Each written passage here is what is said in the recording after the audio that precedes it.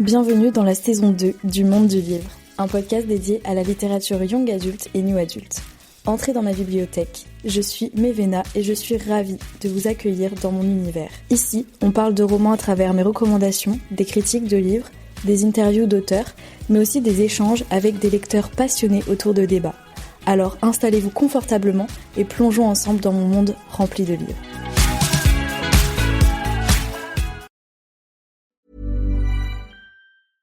Un simple swipe peut tout changer. Un match Tinder. Et j'ai pas seulement rencontré quelqu'un, on a aussi déniché un resto italien de folie. Et maintenant le foot, c'est devenu notre truc. Je l'avais pas vu venir. Découvrez des possibilités inattendues avec Tinder. Quelle que soit la destination, tout commence avec un swipe. Télécharge Tinder dès maintenant. Bonjour à tous et bienvenue dans un nouvel épisode du Monde du Livre. Aujourd'hui on se retrouve pour un nouvel épisode recommandation et je vais vous parler du livre Aime-moi je te fuis de Morgane Maucomble, donc le spin-off du livre Viens on s'aime de la même autrice dont j'ai parlé dans l'épisode numéro 20 je crois. Et donc comme d'habitude je vais commencer par vous résumer un petit peu le livre avant de vous parler thème par thème de ce que j'ai pensé du roman. Pour le résumer, ça va être l'histoire de Zoé et Jason, donc des personnages qu'on a déjà retrouvés dans Viens on s'aime, qui sont en fait les meilleurs amis respectifs de Loane et Violette. Et donc dans Aime-moi je te fuis, Zoé et Jason vont se rencontrer dans un bar et ils vont discuter et ils vont finir par vouloir coucher ensemble, sauf que ça va être le pire coup de leur vie, l'un comme l'autre. Ils ont tous les deux décrété que c'était le pire coup de leur vie, mais c'est sans compter le fait que lors d'une soirée jeu de société organisée par Violette et Loane, ils se retrouvent, étant donné que les deux sont des amis de Violette et Loane, et donc ils vont faire comme s'ils ne se connaissaient pas, mais ils vont vraiment tout de suite tous les deux se détester, entre guillemets, puisque c'était le pire coup qu'ils aient jamais connu. Sauf que donc Zoé va le dire clairement que c'était vraiment le pire coup de sa vie, et l'un comme l'autre vont se renvoyer la balle un peu pour dire que c'était la faute de l'autre si c'était le pire coup. Sauf que ça va un peu titiller l'ego de Jason qui va absolument vouloir recoucher avec Zoé. Donc en gros c'est ça. Je peux vous lire quand même le synopsis. Donc je vais quand même vous lire le synopsis parce que je pense que j'ai oublié quelques trucs. Tout le monde sait que la meilleure façon d'oublier son ex est de s'envoyer en l'air avec un inconnu. Non. En tout cas, Zoé en est persuadée. Justement, elle trouve l'homme parfait pour le job dans un bar irlandais, un sourire idiot, un corps parfait et un pull de Noël ridicule. Que demander de plus ? Zoé l'aurait même rappelé s'il n'avait pas été le pire coup de sa vie. C'est décidé, Jason arrête les plans d'un soir. Il aurait dû comprendre le message plus tôt, mais cette nuit avec l'inconnu aux cheveux roses l'a convaincu. Plus jamais. Du moins jusqu'à ce que l'inconnu en question s'avère être Zoé, la colocataire de son meilleur ami Loane.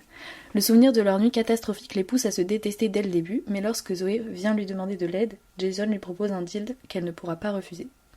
Donc voilà, en gros, un peu l'histoire de ce spin-off. Donc je vais vous parler du coup, thème par thème, de ce que j'ai pensé du roman. Tout d'abord, je vais commencer par les personnages, puisque donc j'en avais déjà parlé dans l'épisode sur Viens on s'aime. J'avais pas trop développé sur ces personnages-là pour pouvoir en parler ici.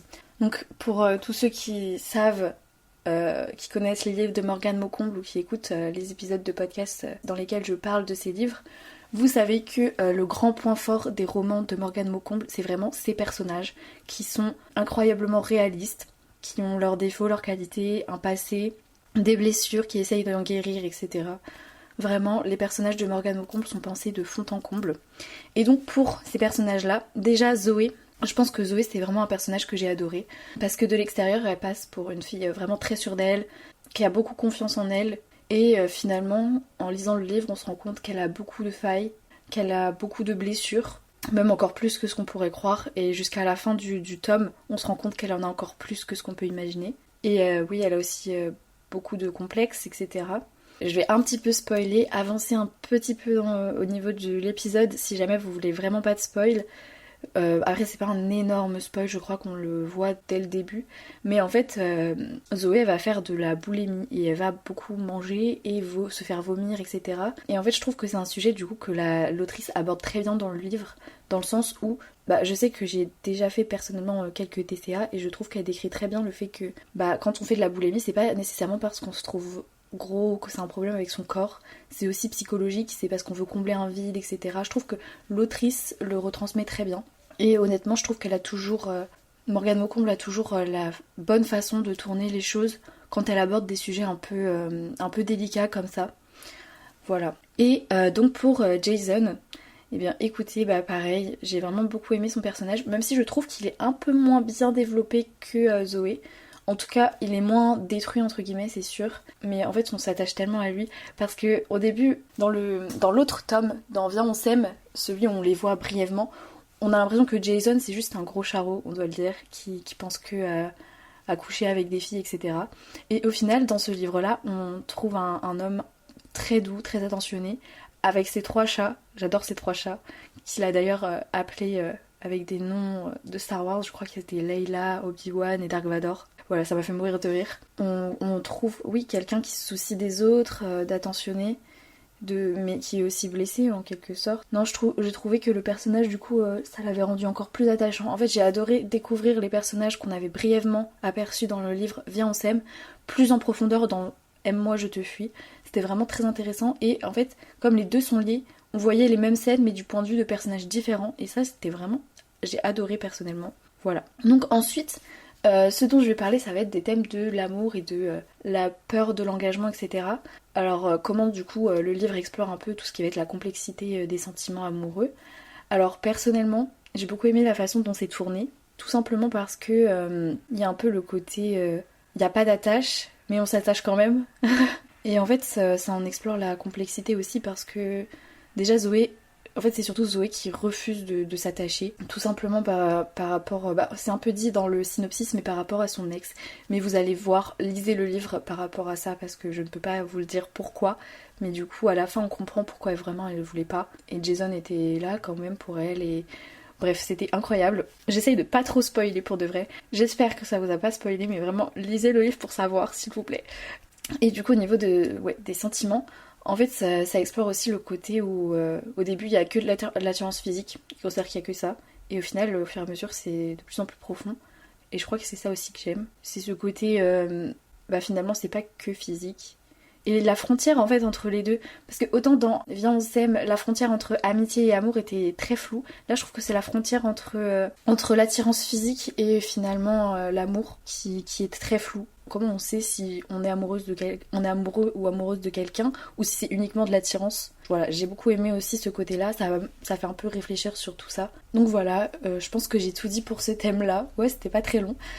Donc là je vais passer aux relations toxiques, puisque c'est un thème un peu important dans ce livre, surtout du côté de Zoé. Quand je dis relations toxiques, je parle surtout de relations familiales, parce qu'un thème qui va être abordé, ça spoil pas vraiment, si vous avez déjà lu Viens on s'aime, on le sait. Il va y avoir un peu le thème des violences intrafamiliales dans ce livre, et comment on s'en détache. En fait c'est ça que j'aime beaucoup, c'est que les thèmes abordés dans ce livre, que ce soit la boulimie, les violences intrafamiliales, et Morgane Maucomble, je trouve qu'elle les aborde très bien. Je pense que tout le monde ne sera pas forcément mon avis, mais moi j'aime beaucoup la façon dont elle aborde ces thèmes-là qui sont plutôt durs. Et aussi comment elle dénonce. En fait, j'aime beaucoup le fait qu'elle se serve de sa plume aussi pour dénoncer certaines choses. Dénoncer le fait que quand on est victime de violences, que ce soit intrafamiliales, conjugales, etc., c'est pas si simple de dire pourquoi tu pars pas.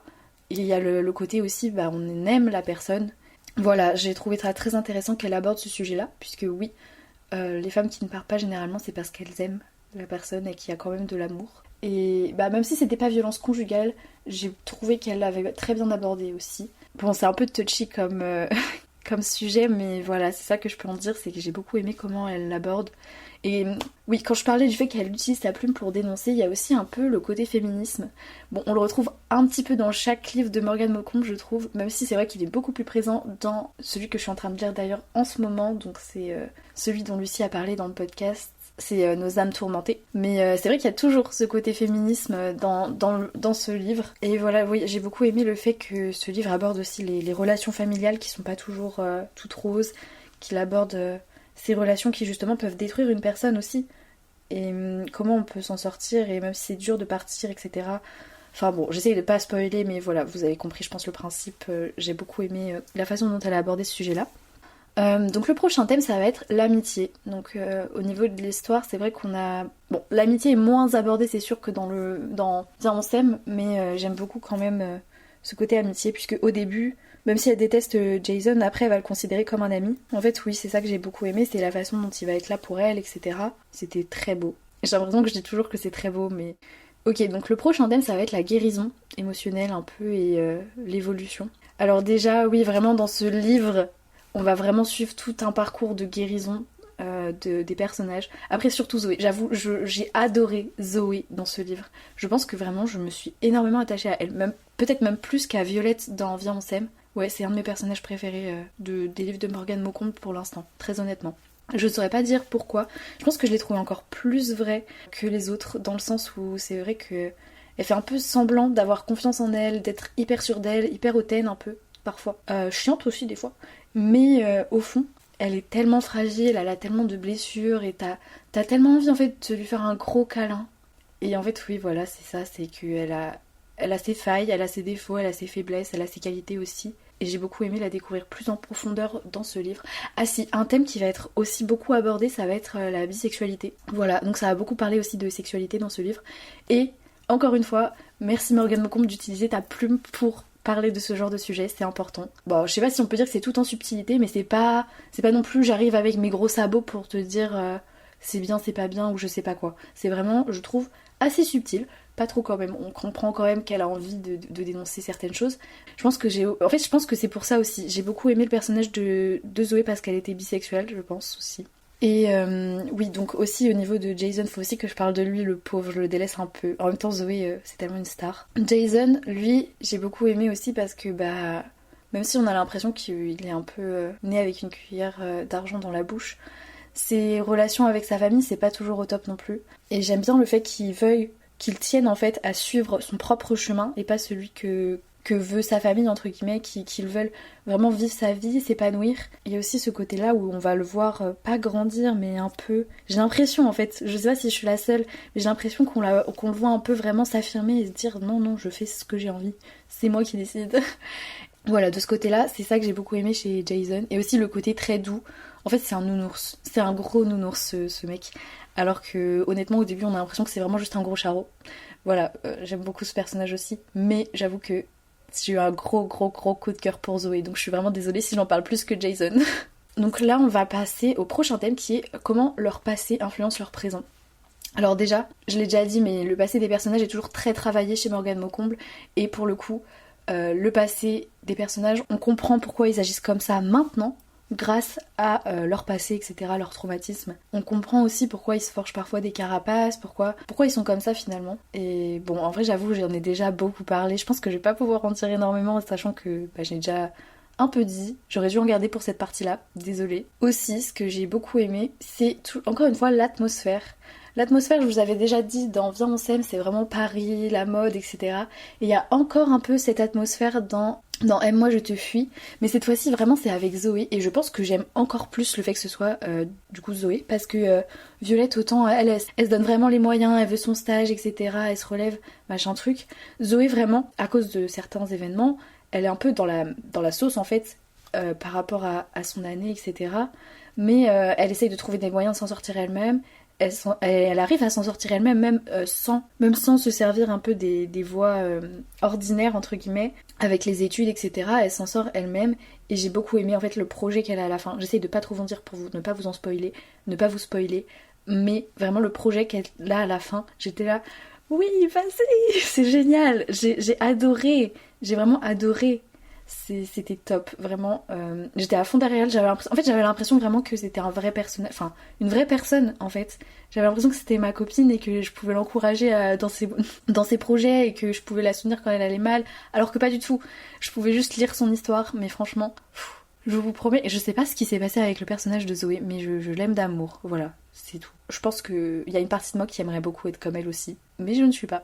Donc le prochain thème, ça va être un peu la déconstruction des stéréotypes. Moi j'ai bien aimé le fait que ce soit pas comme dans Viens on s'aime, genre tout doux, tout rose au début, machin. Enfin, une vraie romance entre guillemets bisounours. Au début, c'est vraiment que du cul, voilà. Mais... et qu'à la fin au final c'est tout mignon, tout niais. Non même pas. Et qu'en fait il y a vraiment ce côté où il faut pas qu'ils s'attachent, et en même temps on sait que à des moments ils s'attachent, on le voit, on le sent, et genre ils sont là, non, on peut pas s'attacher. J'explique très mal, je suis désolée, je sais pas ce que j'ai aujourd'hui, vraiment j'explique mal. Voilà ce côté un peu genre, on sait qu'on est en train de s'attacher, mais c'est mal, il faut pas qu'on s'attache. Je sais pas, j'adore cette tension là de on n'a pas le droit de s'attacher. Et sinon au niveau des stéréotypes, j'aime bien le fait que ça déconstruise le stéréotype du gros charreau, comme je l'ai dit, et que ça déconstruise le stéréotype de la fille qui a grave confiance en elle et presque hautaine parfois. Donc voilà, ça c'est quelque chose que j'ai beaucoup aimé. Et au niveau des stéréotypes autrement... Non, je crois que c'est tout. Ouais, là j'ai pas trop de trucs à dire. Après, le prochain thème, c'est la place de l'humour dans ce livre. Parce que bon, ok, ça aborde des sujets un peu touchy, un peu délicats. Mais il y a quand même, je trouve, une place à l'humour dans ce livre. Enfin, franchement, la première scène avec leur premier coup d'un soir là, qui était complètement raté, mais ça m'a fait mourir de rire. Vraiment. J'ai l'impression que Morgane Maucomble, elle prend un malin plaisir à mettre ses personnages dans des situations complètement ridicules et complètement hilarantes pour quand on le lit. Parce que vraiment, ce passage-là, mais j'en pouvais plus. Je vous jure, j'ai refermé plusieurs fois le livre. À la fois j'étais gênée, à la fois ça me faisait mourir de rire.